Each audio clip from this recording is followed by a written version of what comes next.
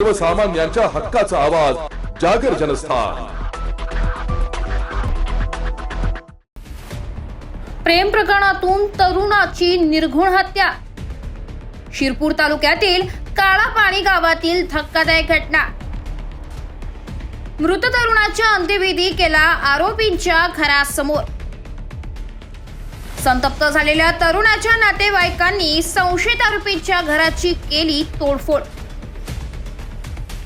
शिरपूर तालुक्यातील उमरद येथील 4 युवक काळापाणी गावात आपल्या मैत्रिणींना भेटण्यासाठी गेले असता काळापाणी गावातील गावकऱ्यांनी या 4 युवकांना संपूर्ण रात्रभर एका घरात डांबून ठेवले व त्यांना जबर मारहाण केल्यामुळे एका युवकाचा जागीच मृत्यू झालाय।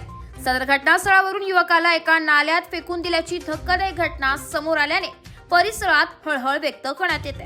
उर्मदा गावातील 20 वर्षीय युवक कमलसिंग पावरा आपल्या मित्रांसोबत काळापाणी गावात आपल्या मैत्रिणीला भेटण्यासाठी गेला असता गावातील त्या मुलीच्या नातेवाईकांना संशय आला व त्यांनी या 4ही तरुणांना एका घरात डांबून ठेवले व या 4ही तरुणांना रात्रभर बेदम मारहाण करण्यात आली व त्यानंतर उर्मदा गावातील ग्रामस्थांना या संदर्भात माहिती दिली व आपल्या मुलांना येथून सुखरूप घेऊन जायचं असेल तर प्रत्येकी 5000 रुपयाची मागणी काळापाणी गावातील नागरिकांनी केली आहे। यानंतर गावातील काही लोकांनी मध्यस्थी करत यापैकी 3 तरुणांची सुटका करून घेतली आहे व कमलसिंग पावरा याच्या संदर्भात विचारले असता काळापाणी गावातील नागरिकांनी तो रात्रीच येथून पळून गेल्याचं सांगितलंय।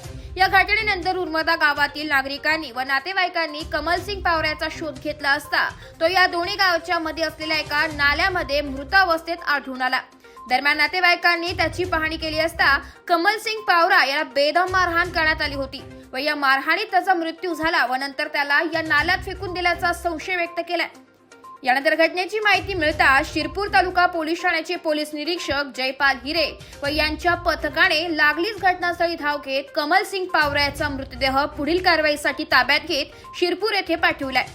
कमलसिंग पावरा याच्या मृतदेहावर शवविच्छेदन झाल्यानंतर उमरद्या गावातील संतप्त नातेवाईकांनी कमलसिंग पावरा याचा मृतदेह थेट काळापाण्या गावात त्याला मारहाण करण्यात आलेल्या संशयित आरोपींच्या घरासमोर अंत्यविधी करत संतप्त नातेवाईकांनी संशयित आरोपींची घराची तोडफोड करत नुकसान केलंय। या संपूर्ण प्रकरणी पोलीस ठाण्यात अखेर खुनाचा गुन्हा दाखल झालाय व पोलिसांनी आपली तपासाची चक्रे फिरत 7 आरोपींपैकी एका आरोपीला ताब्यात घेत इतर आरोपींचा शोध सुरू केलाय। दिनांक 18/2/2025 रोजी रात्री 11 वाजेच्या सुमारास या कालामती गावामध्ये शेजारच्या उमरद्या गावातून 4 तरुण त्यांच्या ओळखीच्या मैत्रिणींना भेटण्यासाठी या ठिकाणी आले होते आणि ते ह्या घरामध्ये एक मुलगी राहत असताना तिला भेटण्यासाठी आले आणि त्याच्यावरनं त्यांच्या पालकांना ते न आवडून पालकांनी आणि त्यांच्या इतर नातेवाईकांनी मिळून त्या मुलांना मारहाण केली आणि त्याच्यातील 4 मुलांना बांधून ठेवत असताना एक मुलाने पळून जाण्याचा प्रयत्न केला तर त्याचा पाठलाग करून त्याला जिवेठार मारलं। उर्वरित 3घांना या ठिकाणी बांधून ठेवलं होतं आणि साधारण रात्रभर मारहाण करत दुसऱ्या दिवशी सकाळी त्यांच्या नातेवाईकांना बोलून त्यांच्याकडनं जी काही प्रथा आहे दंड वगैरे घेण्याची तर ह्या गावचे जे गाव पाटील वगैरे असतात त्या गाव पाटलांनी एक पंचायत बसवून त्यांच्याकडनं दंड वसूल केला आणि त्यांना त्या मुलांना ताब्यात दिलं। परंतु एक जो मुलगा मिसिंग होता रात्री तर त्या मुलाचा आम्ही मारून टाकले असं काही त्या गावाकऱ्यांना सांगितलं नाही आणि दुसऱ्या दिवशी ते सकाळी इतरांना कळलं की त्याचा मृतदेह त्या नाल्यामध्ये फेकून दिला आहे।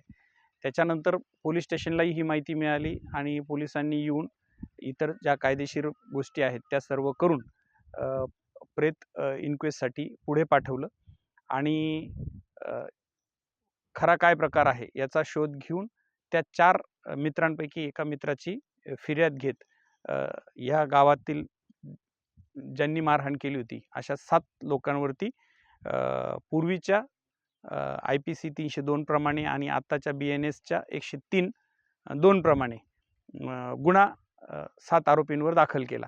त्याच्यानंतर दुसऱ्या दिवशी 19/2 आरोपींवर जो मयत आहे तर मयतावरती अंत्यसंस्कार करताना त्याचं उमरदा गाव आहे इथून साधारण 3 किलोमीटरवर आहे त्या ठिकाणी न करता ज्या ठिकाणी त्याला मारलं त्या गावामध्ये म्हणजे ह्या कालापानी गावामध्ये येऊन अंत्यसंस्कार करायचा असं गावकऱ्यांनी आणि नातेवाईकांनी ठरवलं आणि या ठिकाणी येऊन त्यांनी त्या मुलाचा अंत्यसंस्कार केला आहे. आपण हे जे घर आहे हे घर त्या पैकी एका मुलीच्या ज्या ठिकाणी ते आले होते आणि मारहाण झाली ते ठिकाण आहे आणि त्या रोषामध्ये काही नुकसानही त्या घराचं या मैताच्या नातेवाईकांनी केलेलं आहे. आरोपींपैकी एकाला शोधलं आहे आणि उर्वरित तुम्ही बघू शकता की पाठीमागे हे मध्य प्रदेश राज्याची बिलकुल सीमा लागून आहे. सातपुडा पर्वतरांग आहे. त्याच्यामुळे सगळं गाव आता खाली आहे आणि गावातील सगळे नागरिक हे भीतीने या गावातून निघून गेले आहेत. तरीसुद्धा आम्ही लवकरात लवकर शोध घेऊन उर्वरित 6 आरोपी यांना ताब्यात घेत आहोत आणि जर अजूनही आरोपी असतील त्यांनाही अटक करण्याची प्रक्रिया चालू आहे. जागर जनस्थानसाठी प्रतिनिधी रूपक बिरारी, धुळे.